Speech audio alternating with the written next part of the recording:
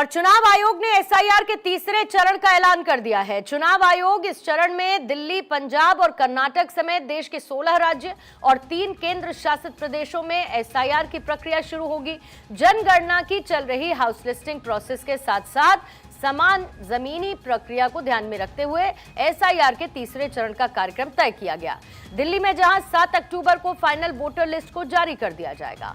इस voter list के गहन पुनरीक्षण यानी कि स्पेशल इंटेंसिव रिवीजन के तीसरे चरण में प्रक्रिया हिमाचल प्रदेश, जम्मू कश्मीर, साथ ही लद्दाख को छोड़कर पूरे देश को कवर करेगी और इन 3 राज्यों और केंद्र शासित प्रदेशों में जनगणना के दूसरे चरण के पूरा होने और ऊपरी क्षेत्रों में बर्फ से ढके हुए इलाकों में मौसम की स्थिति को ध्यान में रखते हुए एसआईआर प्रक्रिया का कार्यक्रम फिर बाद में घोषित किया जाएगा, यानी कि इसकी डेट शीट बाद में आएगी।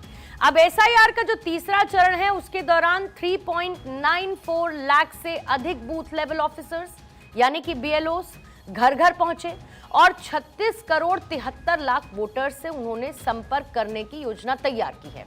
इनकी मदद के लिए राजनीतिक दल द्वारा गणना चरण के दौरान नियुक्त किए गए 3.42 लाख बूथ लेवल एजेंट भी यानी कि बीएलए भी मौजूद रहेंगे।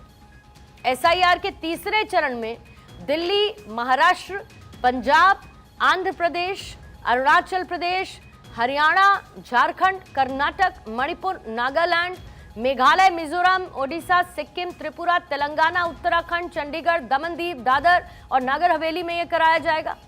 अब एसआईआर एक ऐसी प्रक्रिया है जिसमें वोटर्स, राजनीतिक दल और चुनाव अधिकारी शामिल होते हैं।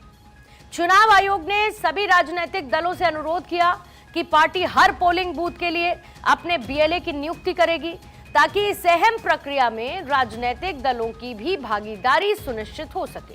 साथ ही इससे एसआईआर की प्रक्रिया पूरी ट्रांसपेरेंसी के साथ और जो पॉलिटिकल पार्टीज है उनके भागीदारी के साथ इसे एग्जीक्यूट किया जाएगा और ये पूरी तैयारी चुनाव आयोग की तरफ से कर ली गई है, जिसमें कुछ जगह की तारीख आ चुकी है एसआईआर प्रक्रिया को लेकर और कुछ जगह की तारीख आना बाकी।